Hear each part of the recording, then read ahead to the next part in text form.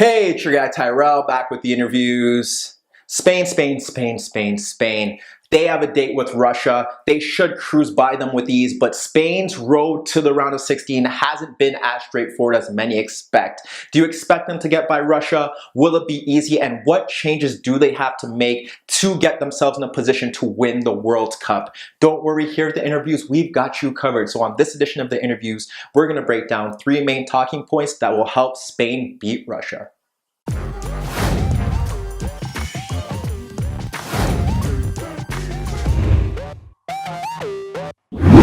Spain, Spain, Spain, Spain, Spain. When we think about Spain, we think about 2008 to 2012 when they were at their peak. They're looking to recapture that form at this World Cup. They haven't done it yet, but considering their road to the final, many would doubt against them or bet against them in terms of them reaching that final once again. Their round of 16 clash with Russia on paper should be a walkthrough, but when we look at their group stage performances, everyone expects them to get past Morocco with these. Everyone expected them to destroy Iran. Everyone expected them to beat Portugal. It didn't really pan out that way. So when we break down Spain against Russia and we talk about the 3 main talking points for this Spanish national side, number 1 has to be they live and die by Isco. He is the hybrid of their system in the sense that they are a combination of a direct and a tiki-taka side. Now, they can play long balls into the striker like they did in the first game against Portugal through Diego Costa.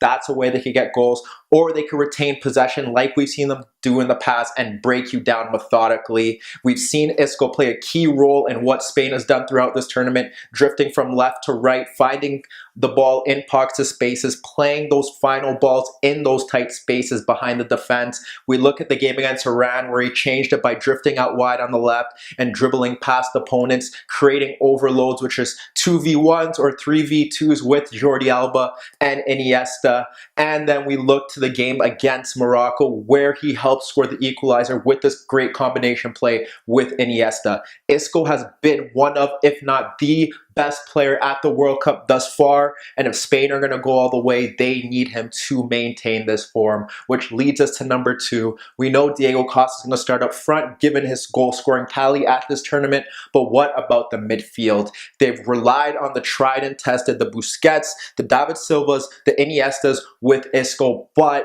something's got to change. They seem a bit too slow. They seem a bit too predictable. David Silva hasn't been at his best.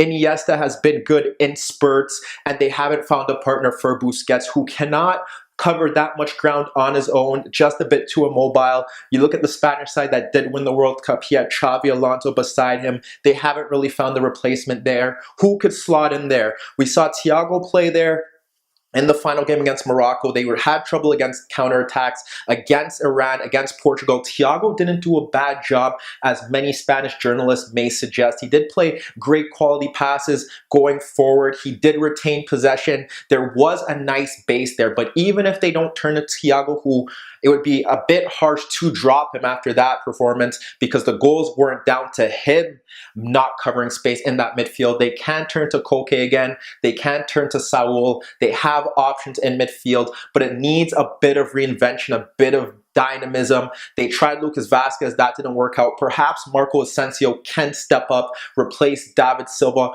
provide some energy to the Spanish midfield. It just doesn't seem like it's working. Seems like it could get overrun. Silva and Iniesta haven't really been problem solvers when teams have sat deep. Perhaps they just need a bit of a new verb added to the Spanish side, and those players mentioned could probably add that, because as it stands right now, it's just a bit too predictable, and Isco's flair is keeping them afloat. So the midfield needs to get solved, and that gets us to the 3rd and final point, the defense.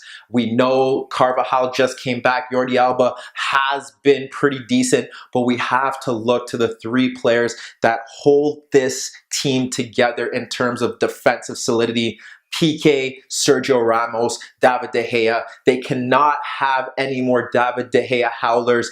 He needs to maintain the form that we see on a week in and week out basis for Manchester United. That is pivotal for this side if they are going to make it a deep run in this World Cup. And put it plain and straight, Ramos and PK need to be better. They look tired. They look slow. They need to get it together. They are the leadership and they provide the experience in this side. They need to be at their best. And if they are not, if they continue to make defensive mistakes, Spain could be in for a nightmare heading into the knockout round. They have to deal with perhaps Zuba's aerial presence, or perhaps they'll have to deal with Smolov running into the channels. They need to be up for that challenge. And with Busquets just in front of them, Busquets and whoever his partner is, they need to be prepared for Golovin because he will be looking for space to exploit. And if that midfield and the defense don't get their act together, this Spanish side will be going home sooner than expected. But let me know what you guys think. Is Spain going to get past Russia with these? Are they going to up their performances, or are they going to be sluggish and slow as we've seen throughout this tournament? Meet me in the comments below. Let me know what you guys think. Don't forget I upload videos every day, and don't forget to subscribe to my channel. And that was your daily dose of the interviews.